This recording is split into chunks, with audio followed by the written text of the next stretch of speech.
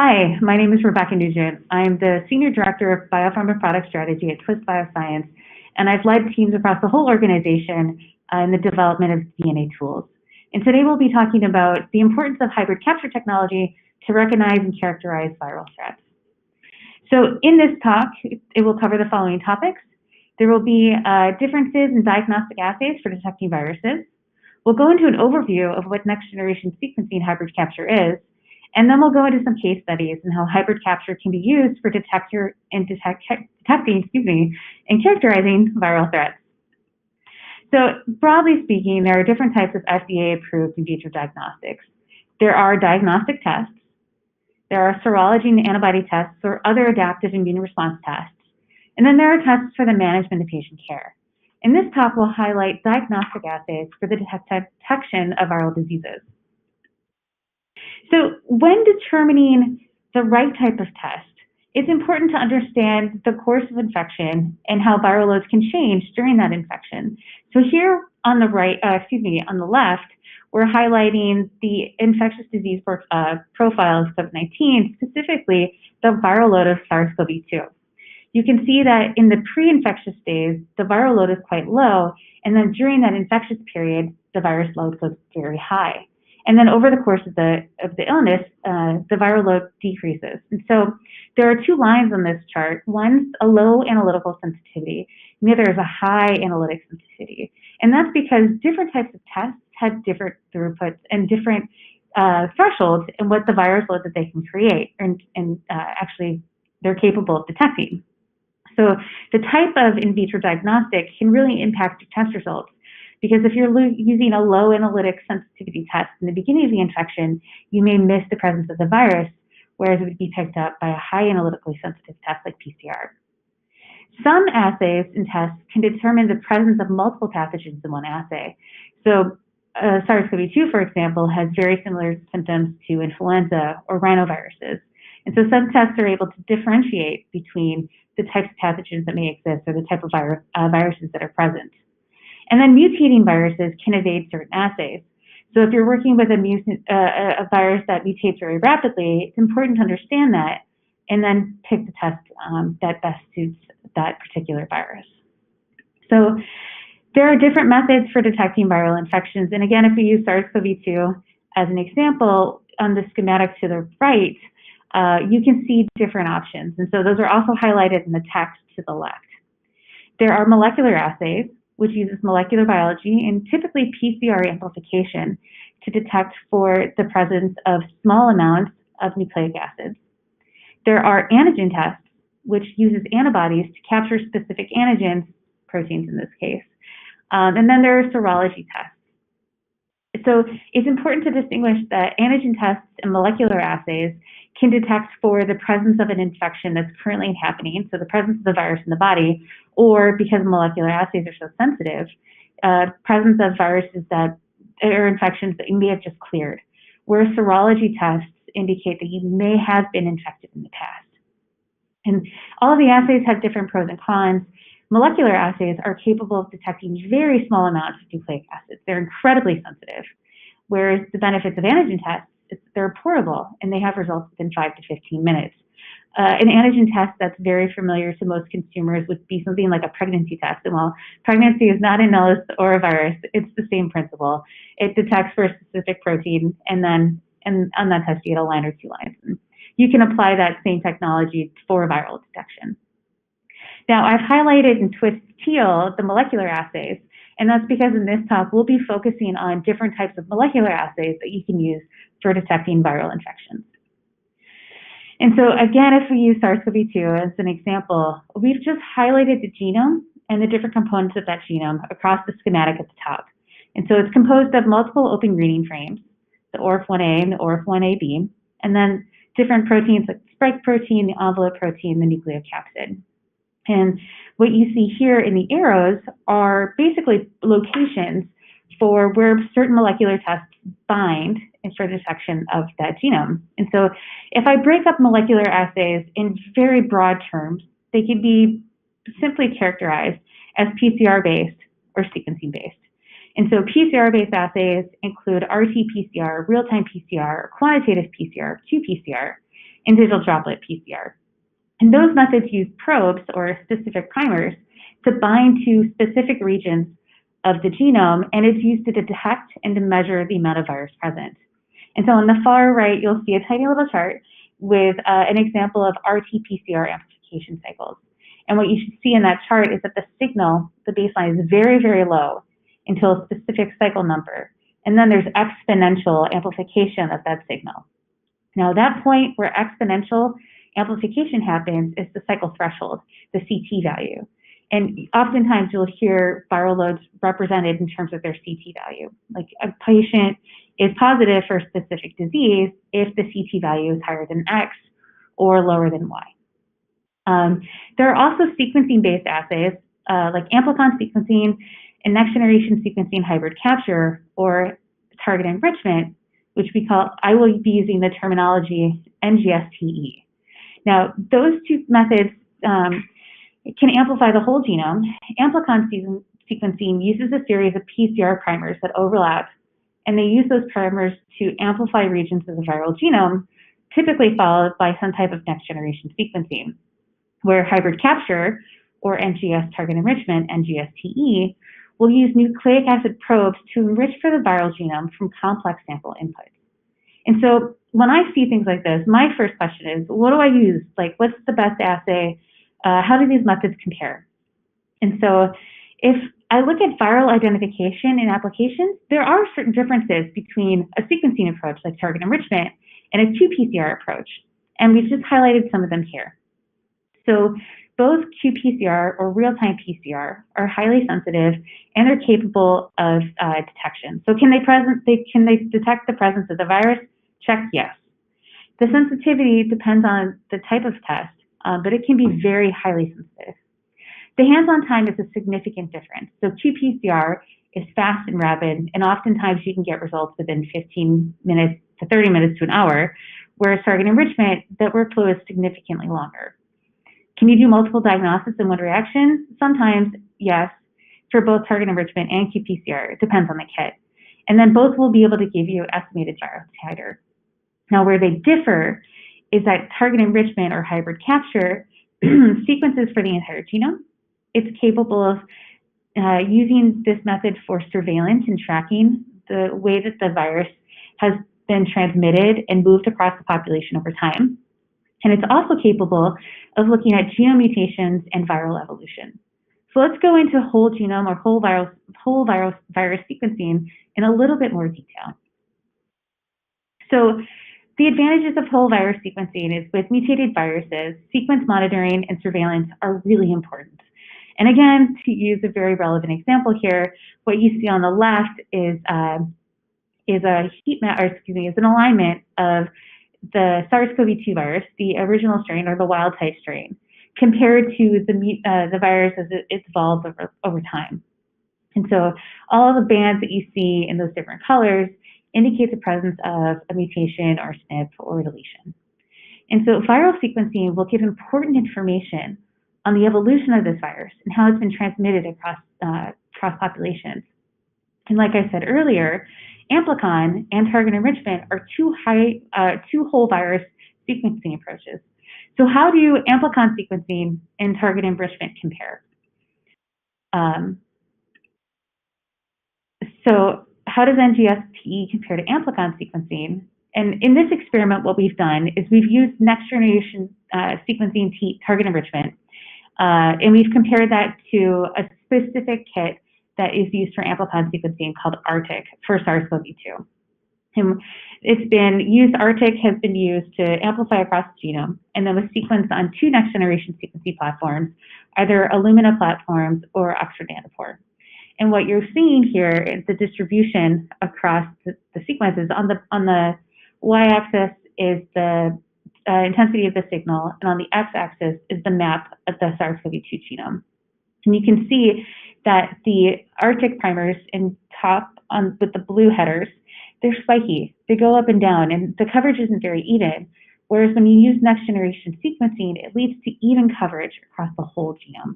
And that's really important, because if you're a researcher and you're looking for a certain SNP or a certain region of interest that may be mutated, you want to make sure that you have enough coverage of that area. If you're an epidemiologist and you want to see how the population can be mutated and how the mutation moves through populations, it's also really important to get even coverage. So before we dive into specifically NGS TE for viral detection, let's give a little bit of background on how next-generation sequencing target enrichment works and the general workflow.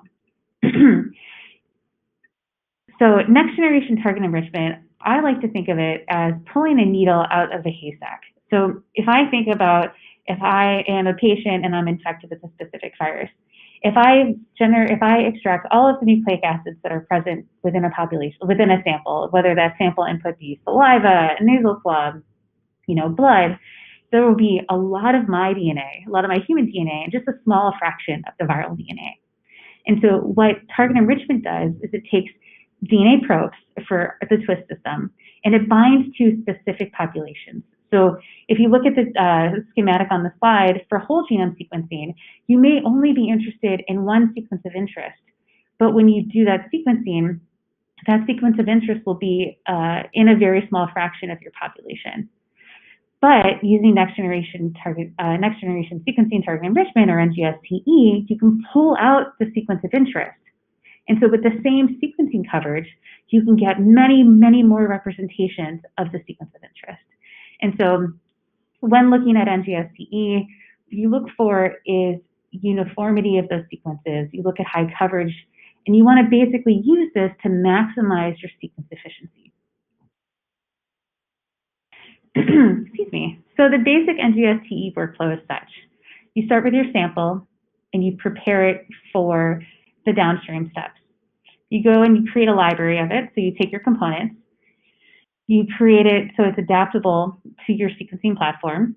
You then go into target enrichment. So you take that population, your whole input, and then you put it through your probe. You put it through your hybridization with probes, and you pull down only the sequence of interest. Then you go into sequencing and into analysis. There are many different types of chemistries when doing NGS TE, such as FastHive and StandardHive. And FastHive is capable of going from sample to a sequencer in a single day. And so what I've highlighted here are the different reaction steps from your library prep as a precursor, and then going into pulling your samples, hybridizing, binding, and washing, how long it takes to go to be available to go into sequencing.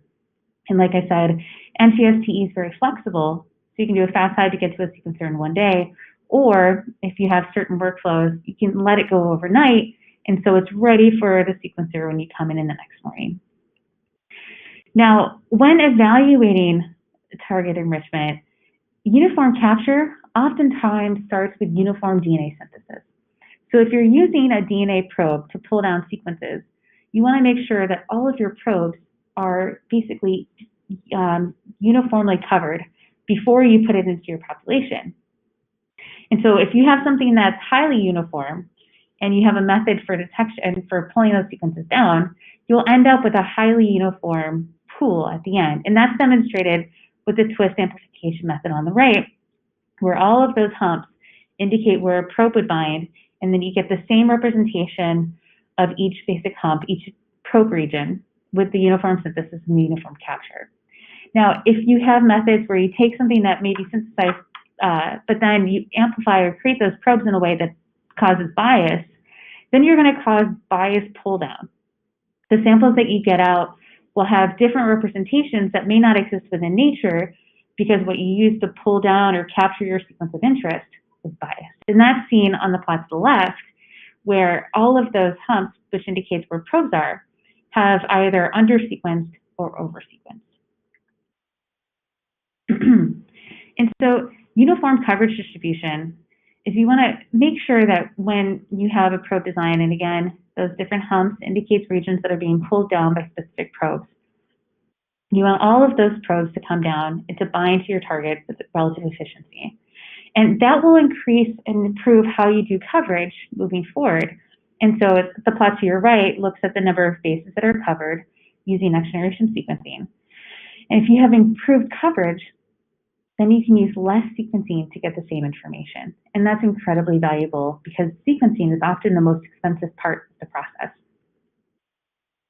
Now, measuring the quality of target enrichment, there are a few key metrics, including uniformity, which is also represented as a fold 80 base penalty. And so basically, to the plot on the right, you have, again, that schematic with the different humps that represent different probe regions, since DNA was pulled down at that probe region. If you have under-sequenced or over-sequenced regions, the fold 80 is how much more sequencing is needed to bring everything up to 80% of the bases to the observed mean value. There's specificity.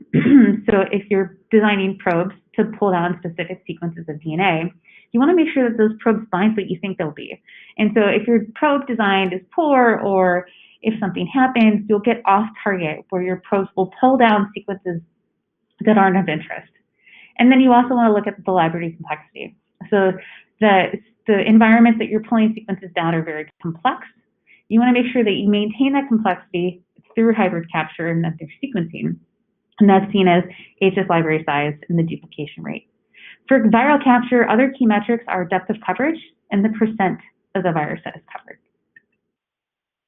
So we'll go into 3 different panels and some positive controls for viral detection and characterization. So the 3 NGS TE panels that I'll be discussing have different use domains.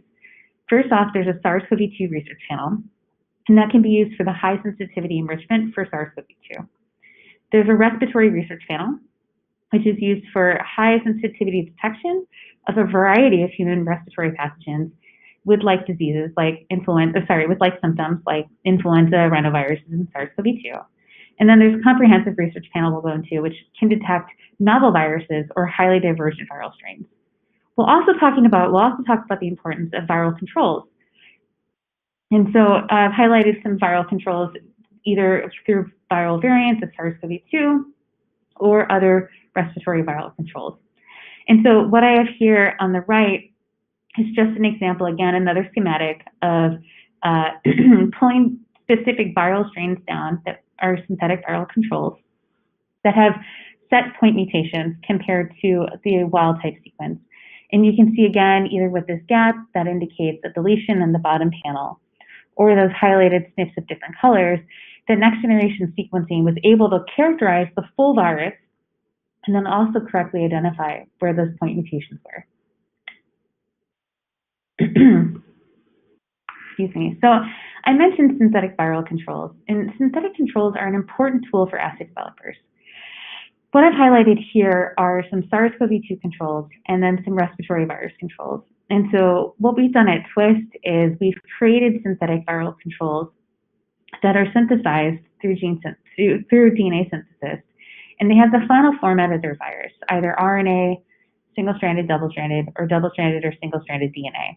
And the beauty of these synthetic controls is that since they rely on gene synthesis, they can be rapidly generated. So instead of waiting for a patient to be unfortunately infected and then extracting that sequence, once that sequences have been identified through any means, gene synthesis can be used to rapidly synthesize that sequence. Also, another benefit is that they're available to use in BSL-1 labs. And so no specialized permits are required. It's easy to transmit. They won't cause infectivity. So it gives broader access to more development labs that may not have specialized BSL-2 or 3 level labs. I love synthetic controls because as an assay developer myself, sometimes it's hard to find the proper control. It's easy sometimes to find a positive control, if this assay will work to detect X virus, but it's oftentimes hard to find negative controls. And so what we've done here is we've looked at virus controls as a utility.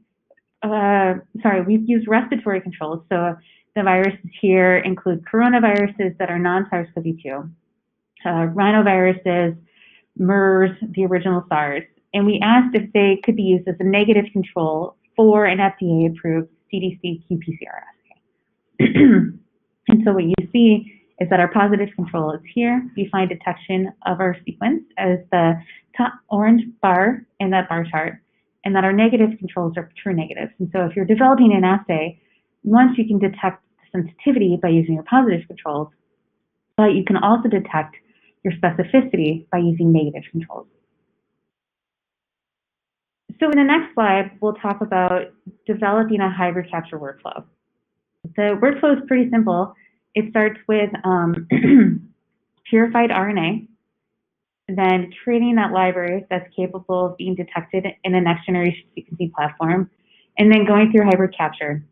And so how can we use this workflow for an example, the characterization and the dissection of SARS-CoV-2?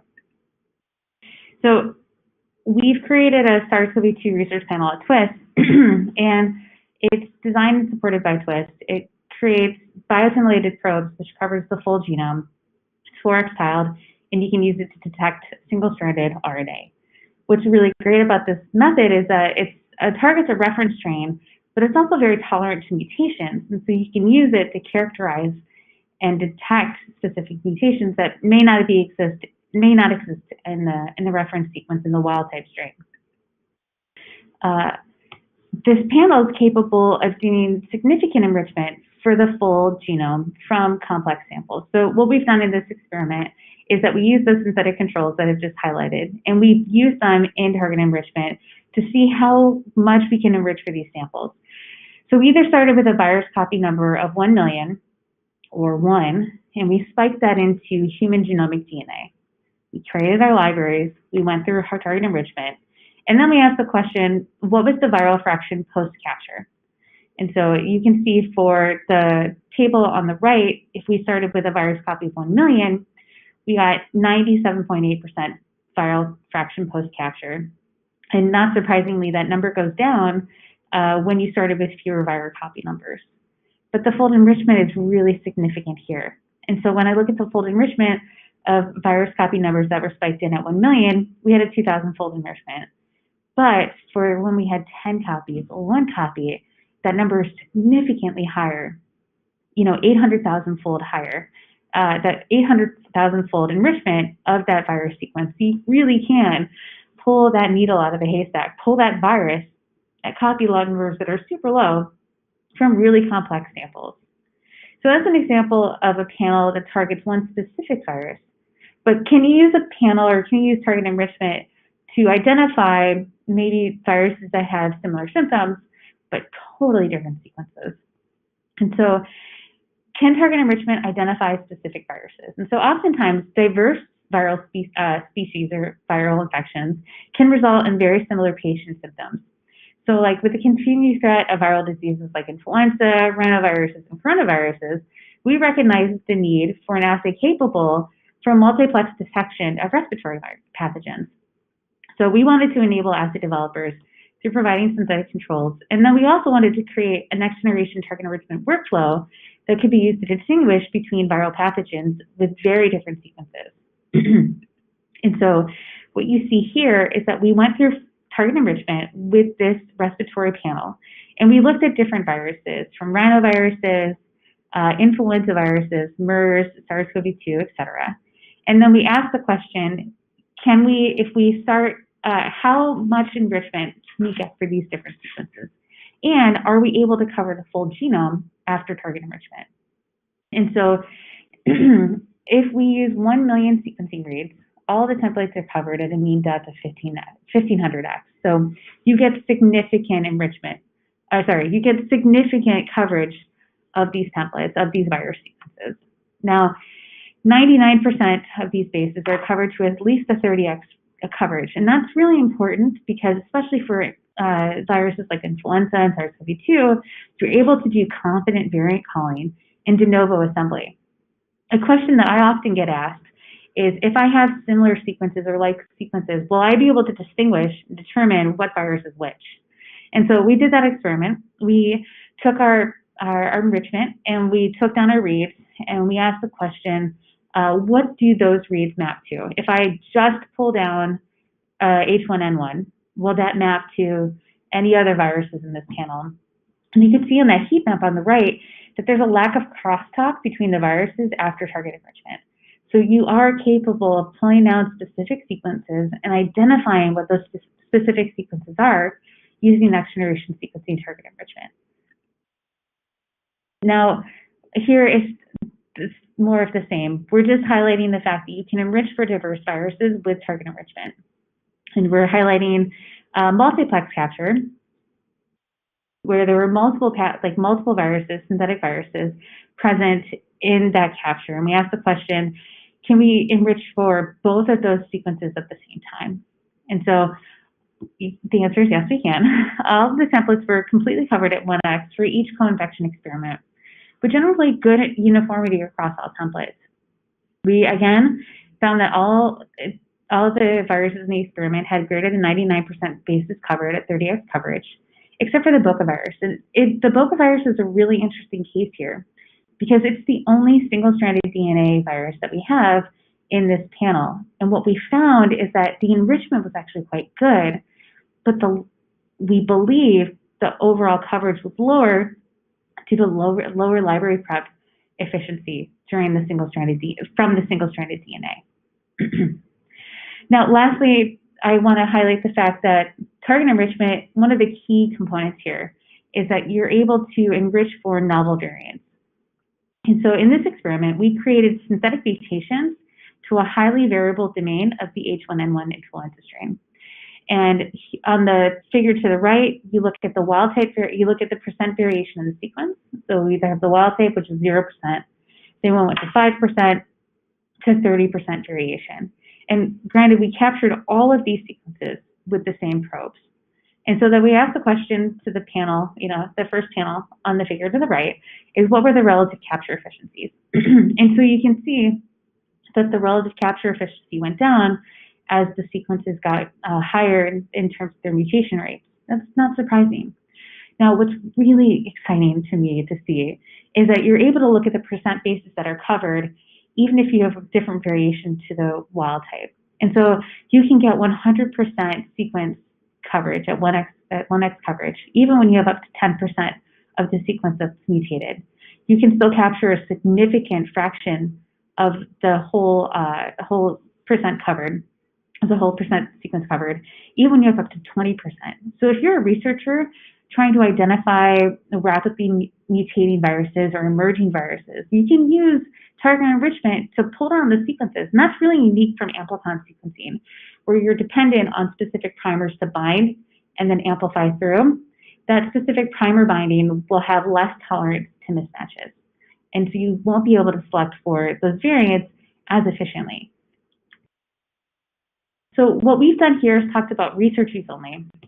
And I want to go quickly into diagnosing and detecting SARS-CoV-2 or diagnosing COVID-19 in patients. And so in an EUA authorized assay for the detection of SARS-CoV-2, Twist Bioscience and Biotia partnered to build the SARS-CoV-2 NGS assay. And so it's using next generation sequencing target enrichment or hybridization capture assay for the detection and characterization of SARS-CoV-2. And this assay is composed of the next generation sequencing wet lab components, as well as the dry lab or the bioinformatics to determine the presence of the absence of SARS-CoV-2, and then a little bit of extras, which I'll go into in a second. So if we look at the Twist Biocia NGS TE workflow, again, it starts with specimen collection, so sample collection. It goes into extracting those nucleic acids, so here are the RNA, converting it to cDNA, sample prep.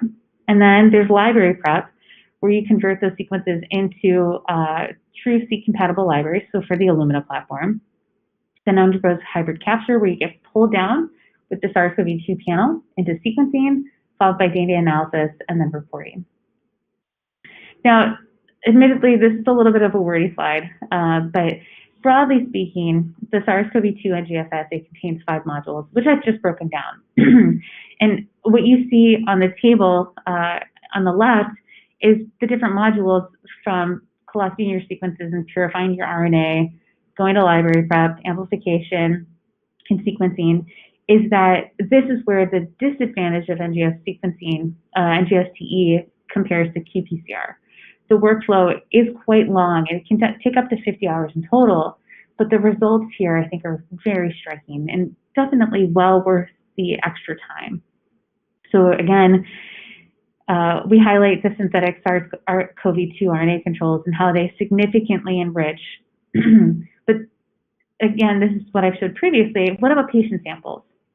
How is this assay capable of detecting something that may come from a patient? And so developing this assay, there was clinical performance and analytical sensitivity tests that were done. And so a total of 140 nasal swabs were collected and tested. They were collected over 2 locations. There was up to 80 SARS-CoV-2 positive and 60 negative. They went through the assay, gone through data analysis, and then the report was given. And so what we highlight here in this next slide is that for the EUA or Emergency Use Authorization Comparator assay, if we had 30 positive samples and 30 negative samples, how did our test compare? And so with the positive, when we look at all of the samples that we've collected over time, we found that there was a 95% concordance with positive agreements, or PPA, and there was a 98.3% concordance with a negative agreement. So percent negative agreement was 98.3. Also, we found that the limit of detection for this assay was 800 copies per mil. So it's a very small amount. This is another way of looking at performance data for next generation sequencing. And then this time, what the researchers from Biotia looked at was, what if you have different patients with different viral loads? So the comparator assay, what our gold standard was, qPCR. So if you have a low CT value, you have an inverse amount of virus and it's very high. So to the far left on the x-axis are high viral loads with low CT values. And then over the axis, you have different data points that indicate diminishing viral counts and higher CT values. And what this data shows is that we were able to get significant fold enrichment across different types of patient samples, across different types of viral loads, and that our fold enrichment was significantly high. Our overall depth of coverage was also quite high, and that when we looked at the presence of the, when we were able to look at the full-length sequence at different depths, we were able to see the full sequence. Now, I highlighted for this diagnostic assay, it comes with a test report, and this is the dummy report. It's just a test example of what you get. And for the EUA authorized test, the results summary will be virus detected or not detected. And that's very common for all diagnostic assays in this space. Do you see the virus? Yes, no. Now, for research use only, what we've done is, partnering with our partners at Biotia, we've gone a little bit deeper. And again, because SARS-CoV-2, for this example, is a rapidly mutating virus, the population, distribution is really important to understand. So for research use only, we've gone a little bit above and beyond and generated reports to highlight genetic variants detected, sequenced those variants, mapped across the genome, and then gone into and looked at the different clades that are associated with the different variant results. And so I just want to highlight some of the scientists that did this work, and the fact to acknowledge that even with this pandemic, the EUA approval process is takes quite a bit of time. This assay was submitted in July 2020 and accepted in March 2021. It's a collaboration between Twist and Biotia. And I want to highlight some of the specific members that have done an amazing job in this, truly some technical experts. So with that, I thank you so much for your time. It's been a pleasure to talk to you about a subject that I find to be fascinating and very relevant, which is the use of hybrid capture technology to recognize and characterize viral threats. At Twist, we like to say science doesn't stop, and neither will we. Whether it's the middle of a global pandemic or if it's Tuesday, we're here for you. What can Twist do for you? I hope that this webinar, this educational seminar, has taught you a little bit about hybrid capture. And if you're curious, I would love for you to get in contact. Come talk to us at Twist and let us know what we can do for you. How can we enable your research? Thank you so much for your attention.